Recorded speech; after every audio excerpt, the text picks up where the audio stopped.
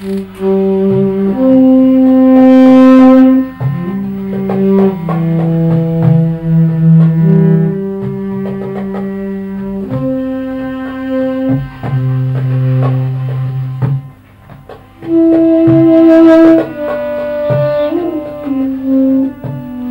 found the mass hunger strike extremely disturbing. People dragged their mattresses out into the open, and some people had stitched lips. I called it the field of mattresses because, put simply, that's what it was. Bodies littered the ground in all compounds, and I remember feeling the strangeness of the situation. One day, as I was making my way to the medical centre, just inches away from my feet, through the wire, people lay lifeless on the mattresses in the searing desert heat. Management had lost control of the centre. As I moved around the group, I came to a mother, an Afghani woman well known to myself and several of my colleagues. I was not surprised to see that she had joined the protest, as she and her children had been detained for over 12 months. I was alarmed at her condition. She lay on the mattress too weak to sit up. I knelt beside her, and the other women had told me she had not eaten for days. Her lips were sewn from corner to corner. This is a sight I will never forget. Her eyes also held no life. I placed my hand on hers and began to cry. And when I looked up, all the people present were crying, including my colleagues.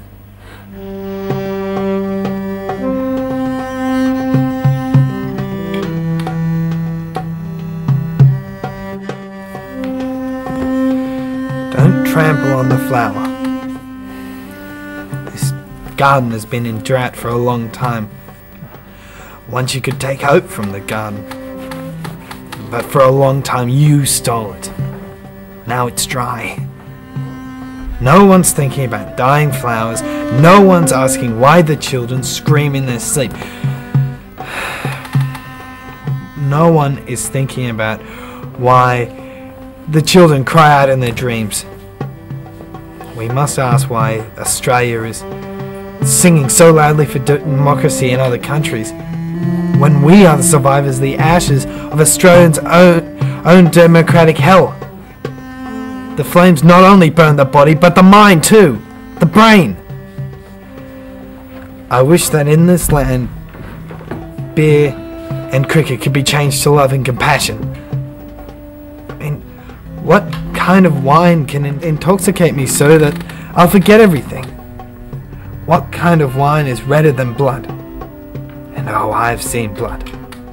My emotions were shaped from it. I've seen my friend's blood. It spurted and settled on my face.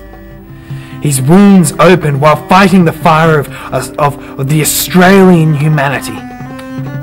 What kind of red can take the blood from my mind? I saw the child looking at the ice cream the officer was eating. I saw the attitude of Australia in the officer's red, angry face. He yells abuse, swearing. He kills the emotion of the innocence of the child. We're dying from years of detention.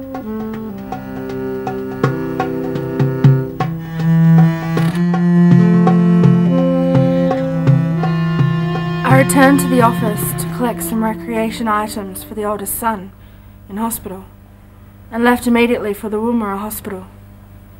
As I crossed the administration compound to the exit centre, I looked into the main compound and noticed the mother being physically supported by her younger son, making their way back towards their room.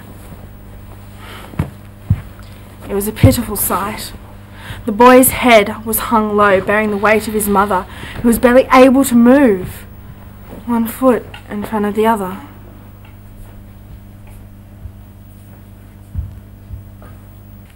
A broken child has suffered an adverse impact. People who go on hunger strikes and sew their lips together are involved in inappropriate behaviours. Refugees who flee to the West in terror are queue jumpers. Those who live without hope in forlorn refugee camps are always safe and secure. Those who are dispatched to tropical prisons financed by Australia are part of the Pacific solution. By teaching Australians to think and speak like this, the government has gradually helped to reconcile a large part of the nation to unspeakable cruelties enacted daily of the kind we were able to witness. Minister, how do you justify the continued detention of a family with a child of 6 that is so traumatised he can no longer eat, drink or speak?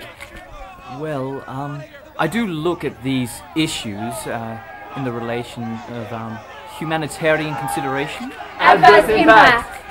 And there are a large range of issues that I have to look at. Inappropriate behaviour! Firstly, in terms of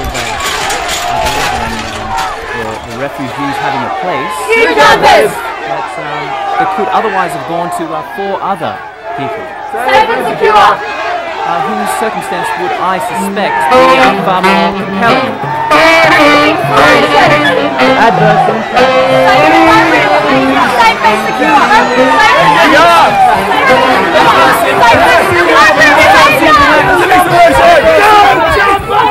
At the hospital, a nurse who had been caring for the boy spoke to me for about 10 minutes.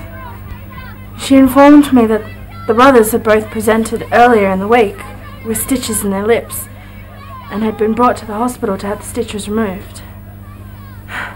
His happiness at my visit was in stark contrast to what I saw.